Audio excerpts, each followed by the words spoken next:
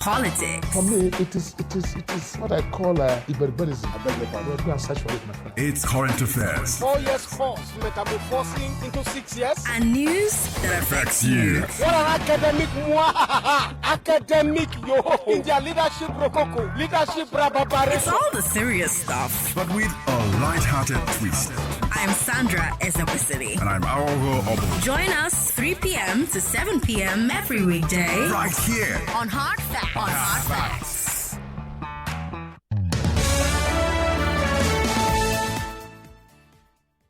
Hello, Lagos. Good afternoon. Thank you so much for joining us on today's Hard Facts. I'm Sandra Ezekwesili. The first hard fact of the day on behalf of the Hard Facts team and the Kowazobia Nigeria Info family, I would like to express my deepest condolences to Lagos and to everyone who lost a loved one in yesterday's explosion. Our coverage of the story continues, but we know that it is more than a headline to you. It's an event that has changed lives forever. And you are in our thoughts, you are in our prayers, and here on Hard Facts, we report on stories that touch all of us. I'm here to bring you the best insights into today's most important topics.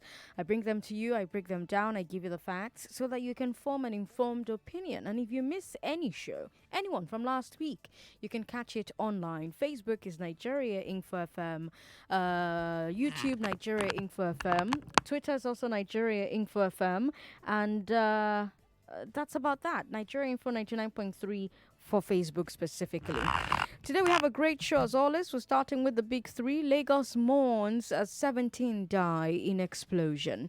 I'll bring you your daily COVID-19 update and backlash against bill in the Senate to ban generators. On Checkpoint, let's keep talking about yesterday's blast. We'll talk about the safety issues with rights of way and gas plants and everything that went wrong. And on the big hard fact, let's talk about Lagos yellow taxis. They want to join the ride-hailing game. I'm going to be talking to the guys who are hoping to make it happen for them. So I'll have on the show with me at 5 the CEO of Eco Cab. This is what their new app is called. And I'll also have the General Secretary of the Taxi Drivers Association. At 6 o'clock, I'll hand you over to Rufai Useni after the 6 p.m. news, of course.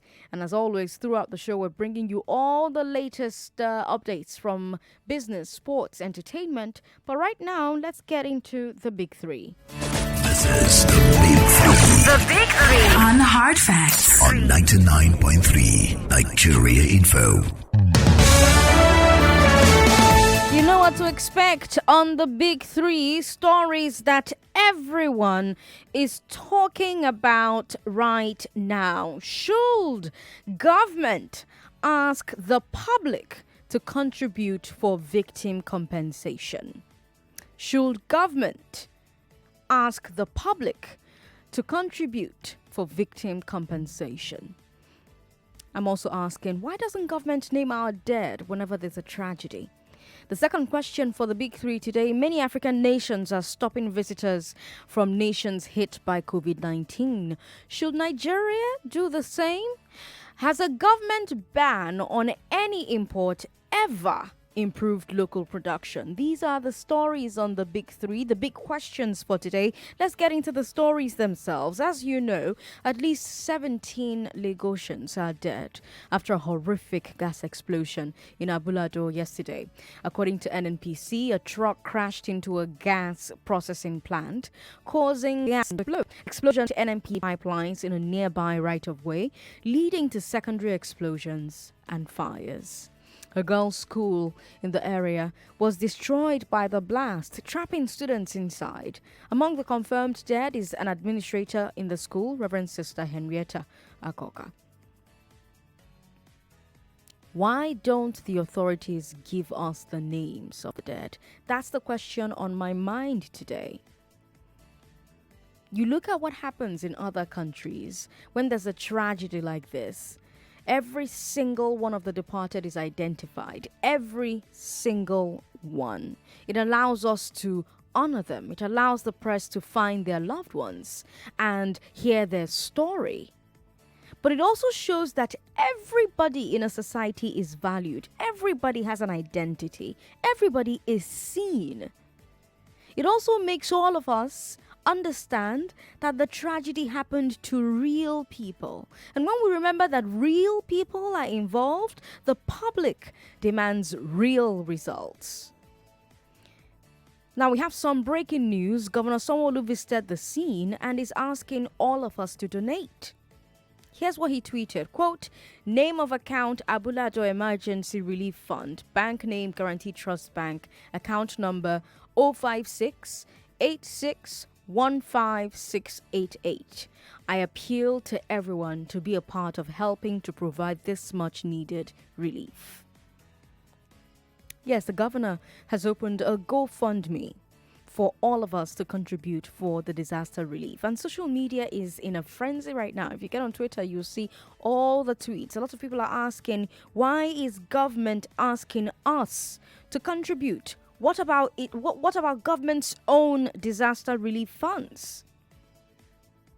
I've heard other people say that all over the world, when there's a disaster, the public donates. So I guess the question is, should the governor be the one asking us to donate? And also, should the governor not first show us what government is already doing before asking us to donate? At the end of the story, I want you to give me a call and let me know. Because aside from that, it's back to that point that I was making earlier on before the news broke about the governor sharing with us account numbers to donate to as a relief fund. The government has already paid in 250 million into it. It's supposed to be a 2 billion naira relief fund. The government started with a 250 million naira fund. And I'm asking if you think government should be doing that to begin with. But back to identifying victims, identifying the dead. Like I said, it makes us understand that the tragedy happened to real people. Why don't the authorities give us the names of the dead? Now, I know that identifying the dead is not easy, and you need a lot of seriousness to do it, and a lot of systems to do it. In countries like the US and the UK, they have dental records, for instance. So if people die in a fire and their faces are too burned to recognize them, they use their teeth to identify them.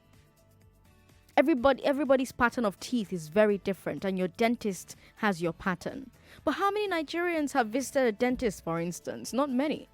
And does Nigeria even have a central database where dentists can upload their patients' records? No. So you see, something as simple as identifying the dead, it needs a lot of organization. It needs a lot of seriousness. And the question now becomes, does government think it is worth it?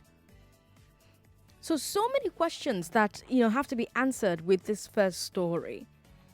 Is it worth it to you to identify the dead? Should government be making more of an effort to identify and name the dead after a disaster? What do you think needs to be done for this to happen? And don't forget that story that broke when we started the Big Three about the governor dropping an account number asking all of us to donate. He tweeted, quote, name of account, Abulado Emergency Relief Fund, bank name, Guarantee Trust Bank, account number 05686 15688. I appeal to everyone to be a part of helping to provide this much needed relief. Social media is in a frenzy. A lot of people are asking, why is government asking us to contribute? What about its own disaster relief funds? And other people are saying all over the world, when there's a disaster, the public donates. So the question then is, should the governor be the one asking us to donate? Should the government not first show us what government is already doing before asking us to donate? 0700 993 993 993. 0700 993 993 993. These are our studio numbers. I'd like to hear from you. We have our first call. We also have WhatsApp available. You can send us a WhatsApp message. WhatsApp is 080 959 75805. Austin, hello. Thanks for calling us. Hello, Austin. Can you hear me? can hear you. Yes, go ahead. Yeah, quite pathetic, and my heart bleeds. And my condolences to the victims' family. I pray that the good Lord will console them in a special way, especially at this critical time. You asked for easily identification. Yeah. Do we really have any mode or means of identifying ourselves? No. This is one of the failures our government has failed woefully to do. Because when you want to get your driving license, you go and post for a particular data take-off. When you want to get a national identity card, the same thing.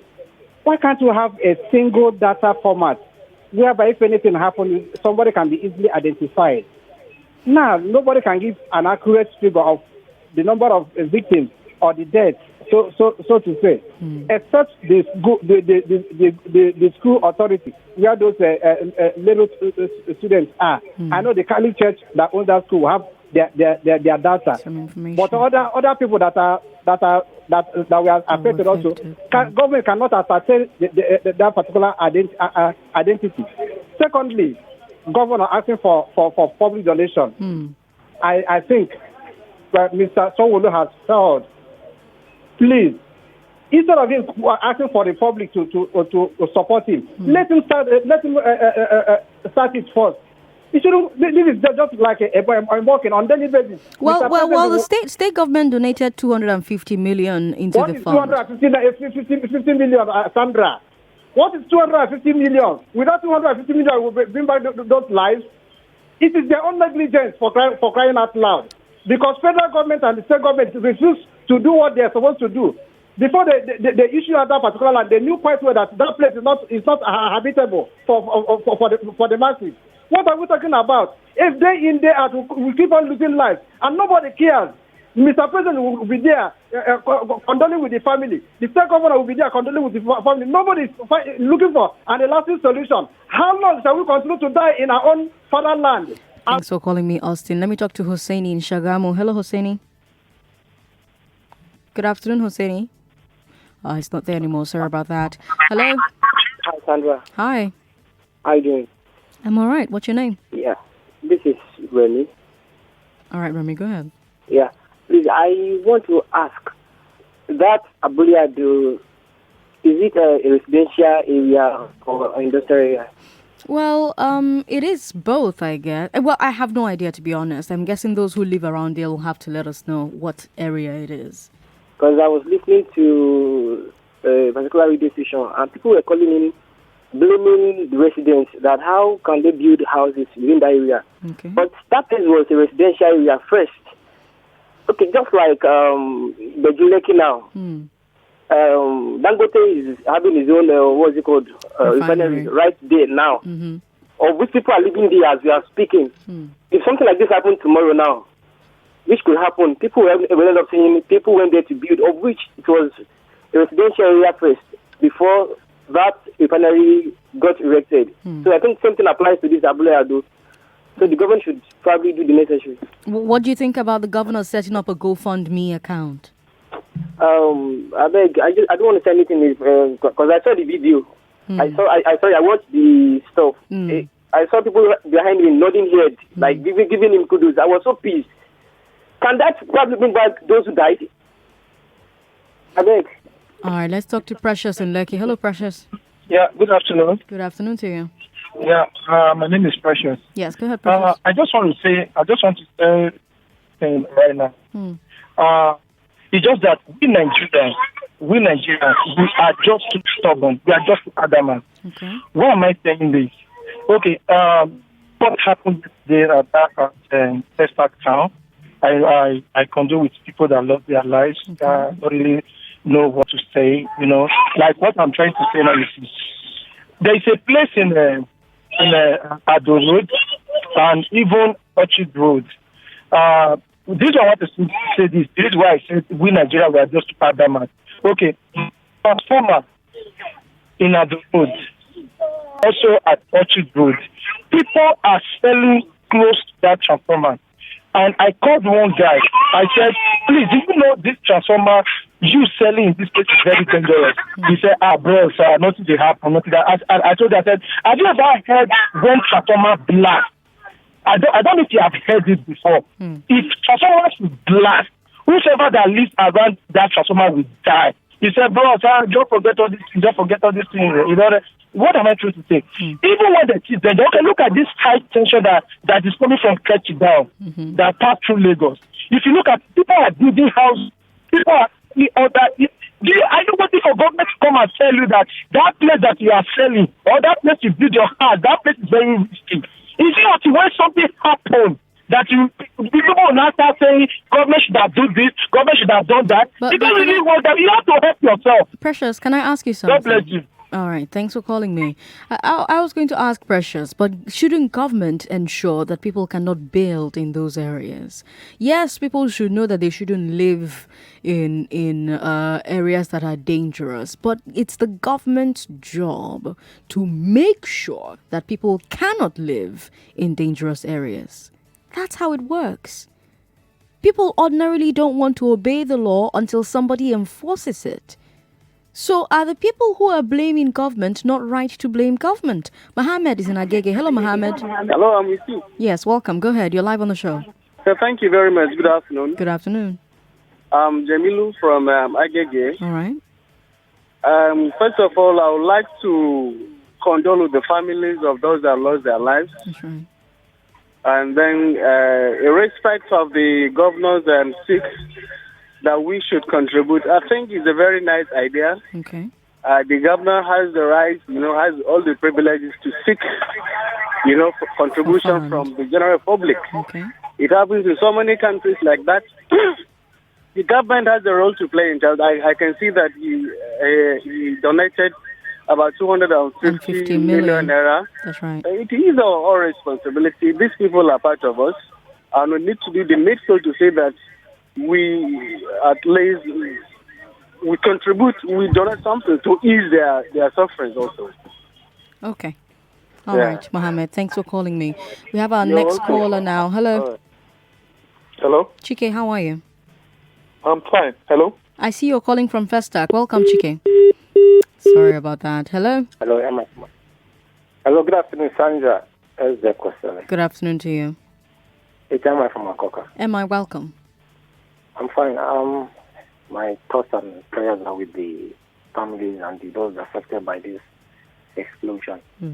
Sandra, you asked a very important question. Why is it that we don't humanize statistics in Nigeria? Do you understand? You just give out numbers. Say only that word makes sense, right? Say only 15 people died, only 20 people died. As if they're not human beings. Sandra, in the US, there's something called 9/11 when the US was attacked. That day, everything shuts down to remember the victims. There's a cenotaph where they put names and pictures of everybody. That day, I remember in 2016, politicians refused to campaign. They say they will never. There's a hashtag called "Never Forget." Do you understand? You know what makes America proud when they see him in the airport? He knows that if anything happens to him, the U.S. government will come for him. Yeah. Do you understand? They know that the U.S. government values their life. Yeah. But yeah, we just put out statistics and goes on. But at the point, we are doubting if there was something called Chibok girls because they just give us numbers. 270 Chibok girls until names started coming out. It's very sad in the way of managing information. How do you think we can fix it? How do you think we can solve that problem? It's a thing. Lagos Center of Excellence should be taken first. A database. We have to have been crying about database. Think forensics. In 24 hours, you'll be able to get it. If you have collation centers, okay, liaise with the school and the authorities and say, okay, information ministry, how many people are missing? Can we give a template? Can we stream down those that are missing and try to get the names and all that? Nothing. Just 5 people dead. And about this, mixed feelings. You know why? Lagos generates one of the highest IGR in Nigeria. And certain people are like, wait, are you saying that we don't have there's money in the coffers? Especially because, MI, remember that I said I told you last week that the Lagos House of Assembly spent 2.4 billion naira last year on official cars. They bought 80 cars and it cost 2.4 billion. Now today, the state government wants to raise 2 billion for disaster relief, and it cannot raise it, and it's asking you and I to contribute. And for some people, this is a problem. That's why I said some people are equal, some more are not equal than others. Sandra, one last, do you know that aside from I remember now the master plan, it's not the public document. Same thing with the freedom of information in Lagos. How many Lagosians can brag of seeing a Lagos document, a budget document? You don't know. You don't understand. Yeah, that's why they can afford to spend billions on cars. But when it comes to humanitarian and social things like this, they say we should contribute. We are paying taxes, but hey, look at the government in the US. If something happens, they put down 50 billion to make sure that the Fed bring down. Do you understand? Nobody's saying you should not say push your campaign, but just do it and people will take the lead. It should not now become our responsibility. It's simply outsourcing governance back to us. It's a sad thing. Well done, my sister. Thanks, MI, for calling me. Seriously, remember, last week I told you that the Lagos House of Assembly spent 2.4 billion last year on official cars. And today, the state government wants to raise 2 billion naira for disaster relief, and it cannot raise it. It's asking you and I to contribute. And for some people, they're asking, has government spent taxpayer money wisely? For some people, this is a problem. Has government spent taxpayer money wisely? So for official cars, government raises 2.4 billion. For disaster victims, a government raises 250 million, almost 10 times less than for the cars. Are you okay with this? Are you okay with this? Let me talk to Wale. That's the last call we'll take. Hello, Wale. Hello, good afternoon. Good afternoon. Yeah, like we all will do with the heavy heart. My condolences first. I am next to what my governor has done. I actually voted for my governor, but when he messes up, I say it's a flop for him to have come out to say something of such. Number one, when he said the government is donating 250, blah, blah, blah. Number one, that is not from his own personal account. Yeah. It's a government fund. That's right. So they shouldn't come out and brag and say, I'm donating. If it comes and says, from my salary, I want to donate X, Y, Z, % from my own salary. Okay, you can have my own applause like that. Secondly, it should not be the duty of the governor to start saying you want to do. He uttered a statement that I kind of underlined, said the state government, even the federal government cannot bear this burden alone. That means other people will need to come and want. I'm not like Nigeria. You love Nigeria. We can't carry that. Debt aside, we know that we can't buy. But in terms of saying this crisis, to manage crisis, we know they can't tell me we are poor. That is, Nigeria as a nation is poor. We know that we are stinkingly rich. So for him to say that Lagos State, look at the amount. They gave last month. What was it? They gave them a target of 1.6 billion for them to generate within 1 year, and they will generate more than that. Even so, that for him to come out and say something is a slap on the face of Lagosians. That's one thing. Secondly, not to raise the money that is the issue. Siphoning the money is another thing.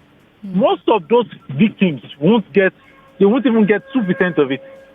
When they start opening such funds, people that will, extort these funds and bring out all this corruption, thing will be another thing of the thing. So my own fear now, my worries is, I don't think it's every time they say this thing happens. How good is our maintenance culture? That blast, I returned to Sule, that blast shakes Sule. I don't know if you can say. Yes, we had that. Everybody was kind of panicking. More like the one that happened at Okiapa. Yeah. The one, you remember that event? Yeah. This one, look at that. Okay, Abula Dotu Surere. Everybody was, what happened? Until we went on the internet and started saying this thing. What's going on? So, that's the one we are seeing now. Other pipes or guys that we don't know, maybe we just explode any point in time. That means we are all sitting on the gunpowder. Let me end that there. Thank you so much, Wale, for calling. Wale raises salient issues. How can you say that you do not have the money to take care of these victims when we know that Lagos raises a lot of revenue internally? And how are we sure that this money that we raise for these victims will actually get to the victims? So that's another phase of this conversation. We are all going to have to follow the money. Ejike Clement on WhatsApp says the reason for no proper identification is because the value for life is non-existent in Nigeria. There's no proper database. Everybody is just interested in politics. Sandra, I really don't understand anything in Nigeria anymore. In fact, Nigeria seems more hopeless than ever. This degrades my international image that my government came out like this. The former flaws we can bear, not this new nonsense, I beg. All right, thanks for sending your message in. You didn't put your name, though. Such tragic news concerning the pipeline explosion, this person says. We equally pray for all who lost their lives. May they rest in peace. We also pray for the recovery of the injured ones and for all that are affected. My heart goes to the Reverend Sister who died saving the children. May her soul rest in peace. A final message that I will take is this one that says, government at present cannot be able to give us the accurate identity because Nigeria lacks a database. If they ever try that, you'll probably hear the living confirmed and the dead confirmed living. Rest in peace to the lost souls and divine comfort to those that were affected. All right, let's bring you your daily COVID-19 update. You're listening to the Big Three on Hard Facts. I am Sandra Ezekwesili. If you just joined us, you can leave us comments on Facebook. You can leave us comments via WhatsApp. WhatsApp is 080-959-75825. And Facebook is Nigeria Info 99.3. It's 3:30. Stay right here on the Big Three on 99.3 Nigeria Info.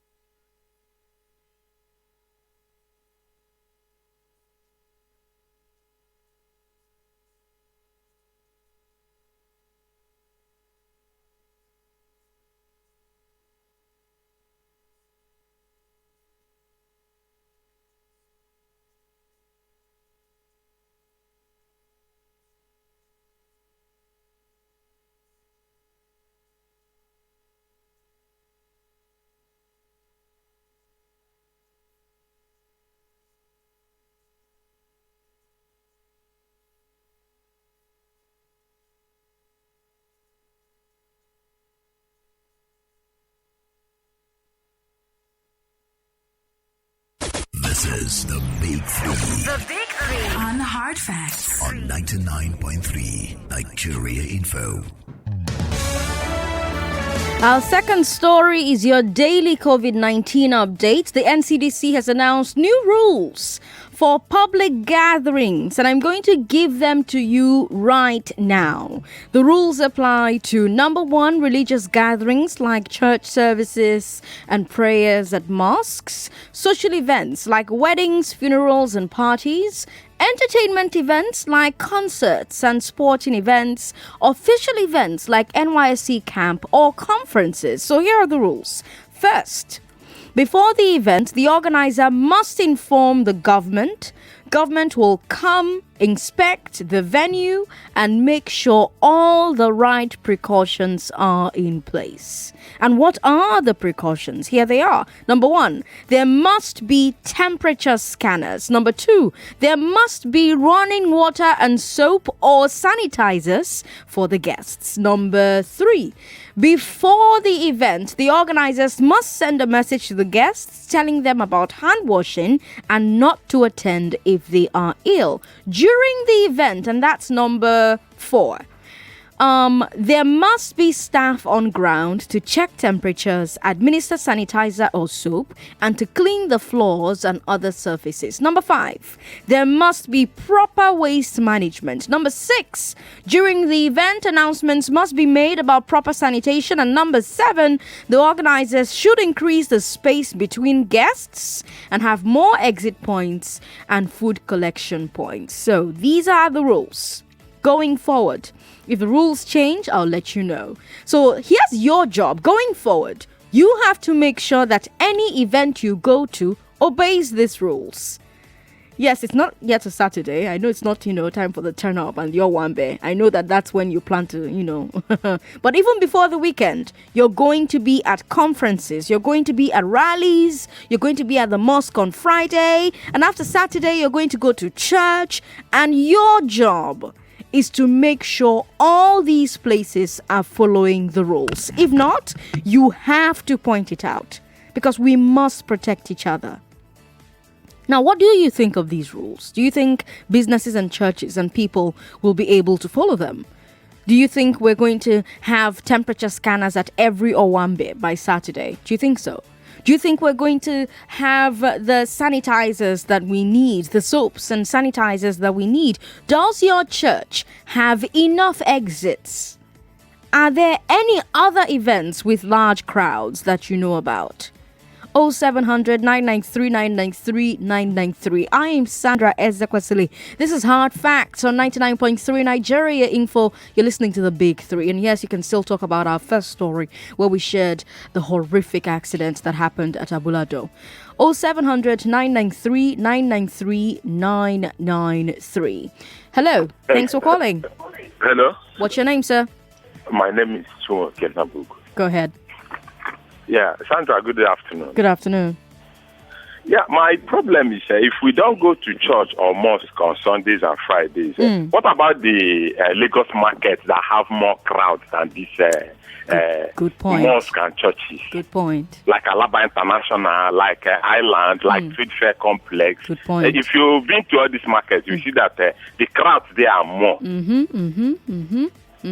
Good point. Well, the rules for markets are not included in the rules that we were given. But as soon as they have rules for markets, I'm going to share it with you. Yeah, but if they don't have rules for markets, which means they don't know what they are doing, because since they are talking about all these things, each time I go into the market, I remember all these things. They say avoid crowds, but the crowds are more in the markets. He raises a very important point. Thanks for calling to raise that point. Emmanuel in Surulere, hello. Good afternoon. Good afternoon. Sandra Ezekwesili. How are you? My name is Emmanuel. I'm calling you from Surulere. Yes, go ahead. All this indication they have placed is very, very good. You see, but if they can put this in as a law, especially in the church and the mosque, before that offering time, if these things could be done before the offering time, because those churches that you see now, they're all business centers. They're after their money. Once they get their money, nobody cares to tell you to go and wash your hand again. But Emmanuel, what do you think about the point that the first caller made about markets? What do we do with markets? It is very necessary. If only people can even buy pure water, sachet water before entering Danfo, It is very necessary. So that as soon as you come down, you wash your hand. Wash your hand before doing anything. It is very necessary. We that do taxify, we are tired of collecting money. Every day I collect money, I'm scared. Well, as soon as you collect it and drop it, wash your hand. The thing is that you forget. Funny enough, we even have the Minister of Health even advising people to not collect money. He says as much as possible, try and do transfer. But the scammers, they will scam us. Yeah, even transfer. We're even scared of receiving transfer. They'll tell you, I've done it. Show me now. You see it now, and then they are gone. The next thing, they will not pick up your call again. So we'd rather do cash.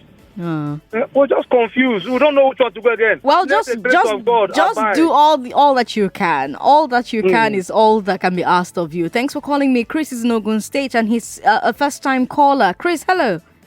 Good afternoon, Sandra. Good afternoon to you. They have given the rule the day after churches. What of the bus stops? What of the buses? A bus has normally carry 4 people. Carry 6. Well, the rules they gave were for public gatherings. But bus stop are public gatherings. They are public. Go to our bus stop today. There's means of transportation is very difficult in Lagos, most especially in Lagos. How can you, when you put those rules, even churches are more special than buses and bus stops. They rush to enter buses. How are you going to do those people who are rushing to enter buses? Chris, interesting questions you're raising. Thanks for calling me. You know, you go to a place like Rwanda or you see pictures from Rwanda, because I mean, I wasn't there, I saw pictures. They actually have like mini wash hand basins at bus stops. Like several wash hand basins at bus stops. And they are wash hand basins that you operate with your leg. So you don't even have to touch the tap. You push it with your leg and wash your hands with soap and water. Amazing stuff. You've probably seen it on Facebook or Twitter or WhatsApp, you know. So this point about bus stops is actually not rocket science. This particular one can actually be solved by you know nifty technology like that, and it's probably not too expensive. I mean, if Rwanda can do it, Lagos can probably do it. But the one I'm really worried about is the markets. You know, how do we handle the market situation? Because our women have to go to the market and sell. We have to buy the things that we're going to eat. Wilson, that's the last call I'll take. He's in Ikoyi today. Hello, Wilson. Hello, good afternoon. Good afternoon. Welcome. Go ahead. Like the government of rightly said, they are making a very good point for people to know. But still, there are more public place gathering than church and the mosques. Because just as you say, just as one of your callers have said, we find major people, most people in the market. I mean, have you been to my 12 market or all this local market that you get perishable goods items? So all these places, we have more people there. At the same time, at least if the government can make how they will get a sanitizer that will be cheap for even the ordinary man to be able to afford. So that as you are going out, you put it in your bag. Even if you want to enter the DRT or downfall, whatever we are going, you can afford it from 500. Yes, because this is the thing that government are the one to take responsibility. Because when it happens to one person, before you know, this is an epidemic that spread very fast. So we ourselves, the ordinary men, the ordinary people in the market, they will be looking at it as something that really doesn't. Does it concerns me? Did I enter plane? Am I a rich man? But these things are mostly, apart from the church, the marketplace, the bus stop, where people will board vehicle going to one location or the other. Those are also areas. Wilson, thanks for calling me to raise all of those. From sanitizers everywhere to generators nowhere. We told you last week that a senator has introduced a bill that will make it illegal to buy and sell generators in Nigeria. Hopefully tomorrow at 5, we're going to talk to that senator on Hard Facts. So set your alarms and your alerts and hopefully and pray that he actually picks up when we give him a call. Now, The Guardian is reporting that many lawyers are speaking out against the bill. They're saying it violates the rights of Nigerians to own property. The lawyers are quoting the Constitution, Section 43 and 44. It gives every Nigerian the right to immovable and movable property. So basically, the lawyers are saying any law that stops me from owning property is illegal unless that property is dangerous. Quite the thing, huh? Quite the thing. So I'm looking at that story, and you also see that people are actually also getting ready to sue the government if this law is passed. Now, that's for the legal question, but I really want to hear from the lawyers on this particular matter. Does the right to property in the Constitution, if you're a lawyer and you're listening, please, this is a question for you. Does the right to property in the Constitution stop government from banning generators? What are the exceptions to the right to property? But the story doesn't end there. It doesn't end there. Some other lawyers are saying that they are okay with the bill, but only if the ban will apply to all Nigerians. Basically, they're saying the ban will only work if even the most powerful Nigerians are not allowed to own gens. Do you think it will happen? Do you think it's realistic to believe that the richest, most powerful Nigerians will not be able to buy generators for their homes?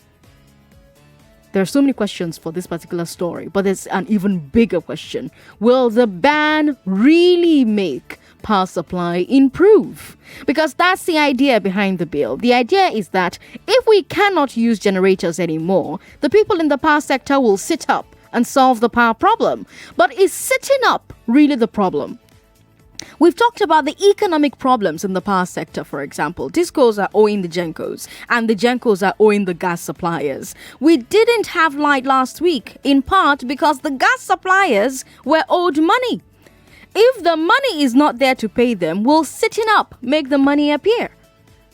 Is our power problem a seriousness problem or an economic problem?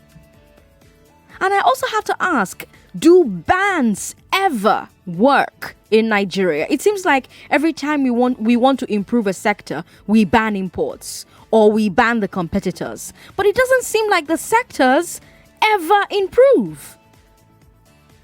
So do you think banning generator sales solves the power problem? Will it have any effect on the fact that most power companies seem short of money? Will it make foreign companies invest billions in Nigeria to build power plants? Will it make Nigerians more willing to pay more for power? Do bans work? And lawyers, is this bill constitutional?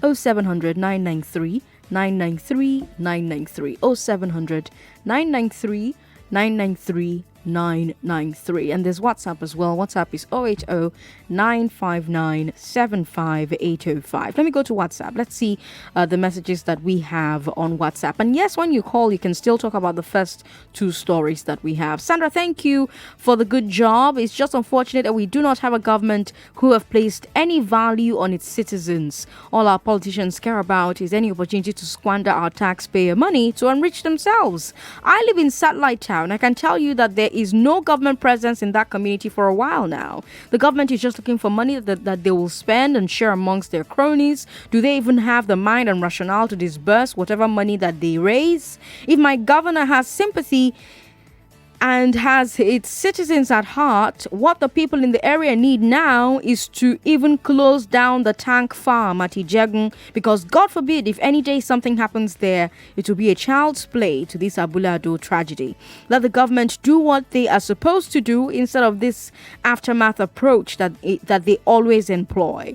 The tank farm at Ijegun is a big time bomb waiting to explode. May God save us if we have a government. Which government would allow such business in an area as populated as that place, in an area as populated as that place without any form of infrastructure to go with? Save Satellite Town, he says. Close that tank farm, he says. And his name is Ben.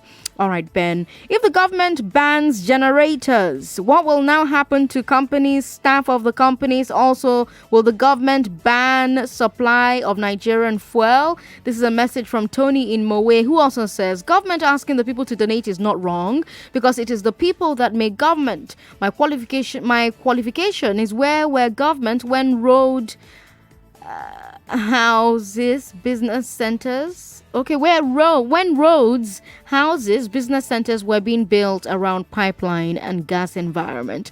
All right, Tony, thanks for that message. Let's take this one here. Washing hands with soap is not our way of life in Nigeria. Poor people should wash their hands with what? All we do in Nigeria is talk with zero action. And that's a message from Zach in Texas. All right, Zach.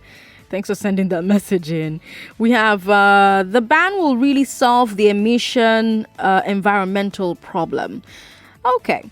Our final message from WhatsApp, because I want to come to the phone lines now. Good afternoon, Sandra. Unfortunately, in this part of the world, human life has little value. That's why we don't hear or see any names. On donations, let the government shoulder the relief cost. After all, they are to blame for allowing people to build on pipelines. Rest in peace to all our loved ones. Chike in Akute sent that one.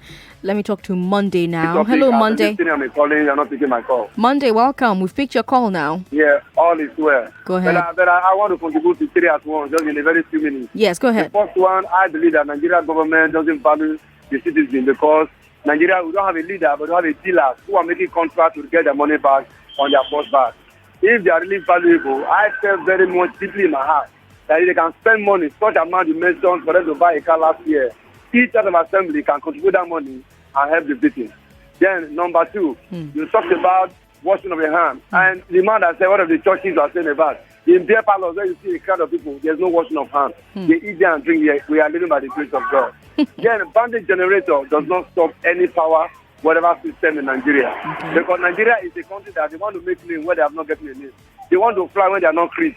You must creep in a system of walking. When you sit down, you creep on the floor. After crawling, you start marching out to walk. After marching out to walk, you cannot walk faster. Eagles that fly higher, he always stand cool to learn how to fly. But Nigeria doesn't want to learn how to fly. They don't want to fly. That's how to fall. May God help Nigeria in Jesus' name. Monday, thanks for calling me. John, hello. Thanks for calling. Hello, John. You're live on the show. Go ahead. Okay, good afternoon. Good afternoon.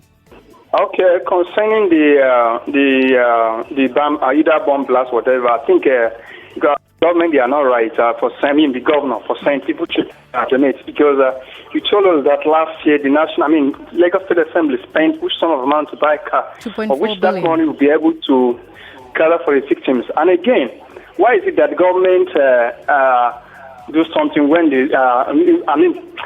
why they wait for something to happen? Because they can't put the measures to stop this. Because let me tell you, in Nigeria area of Lagos, I think these high tension lines. People are living, people are building houses under the high tensions, and governments are doing nothing. When it happens now, government will send condolence message and they will say people should donate money. I think let the government be useful. Thank you very much for having me. Thanks, John, for calling into the show. Raphael Adegoke on Facebook says, us donating is not a problem. Our donations should be voluntary. What is the government providing for us, the citizens? We do virtually everything by ourselves. Simi CG Oyeleye says, any money donated will be looted. Donation should be voluntary, though. Insurance is available that will take care of this type of disaster, and government should do the needful.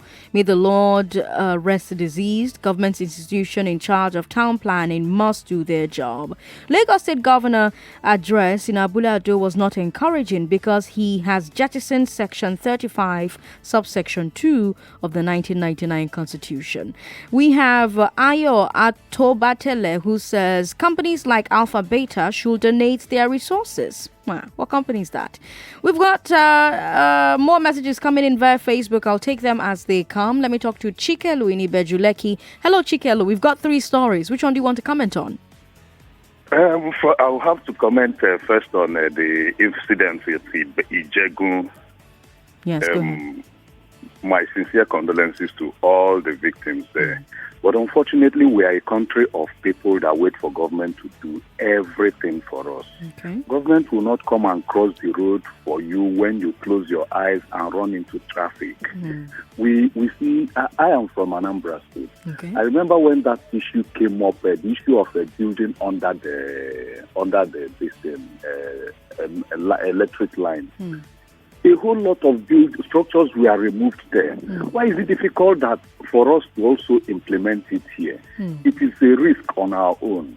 There's a place I see near Bagada. Okay. That one is also waiting to explode one day. Okay. One day the high tension wire there will collapse on buildings, and you start to wonder.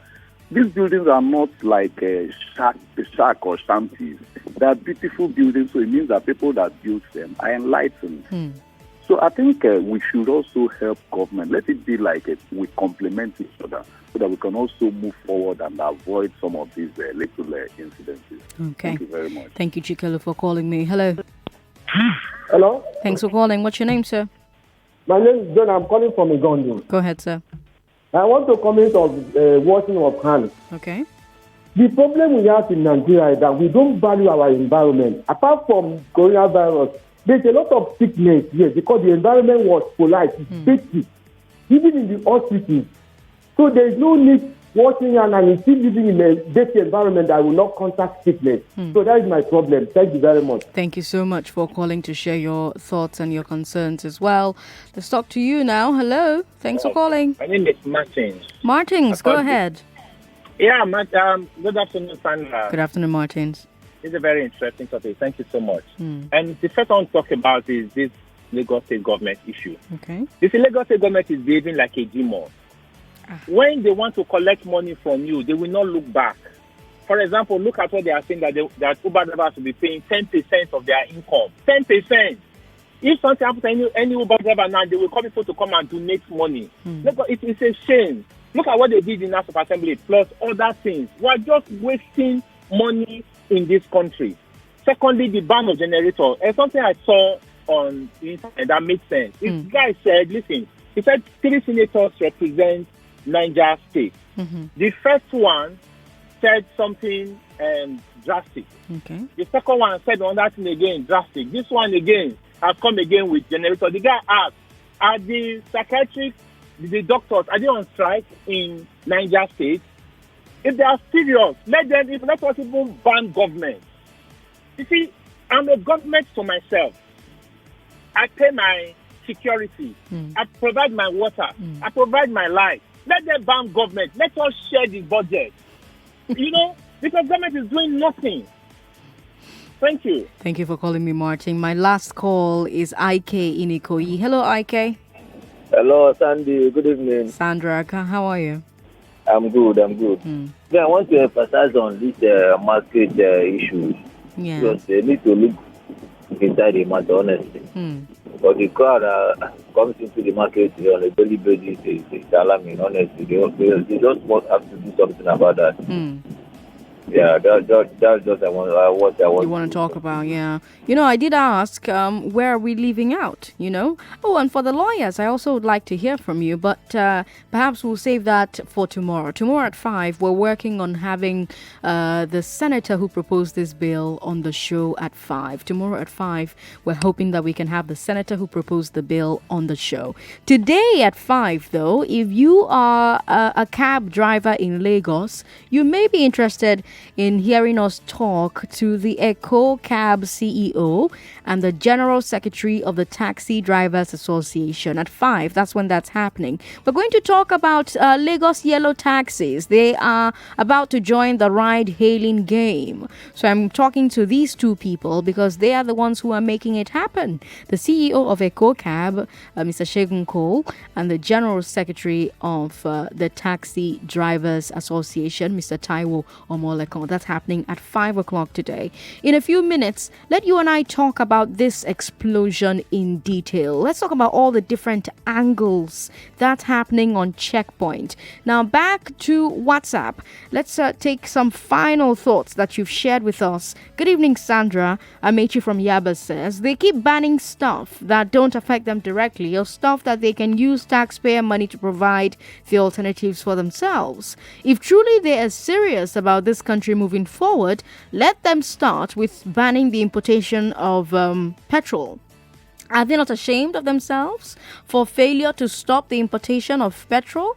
Okay. Well, they'll tell you that importation has reduced drastically because of the, what's it called now? Importation of fuel, by the way, has dropped drastically because of the closure of the border.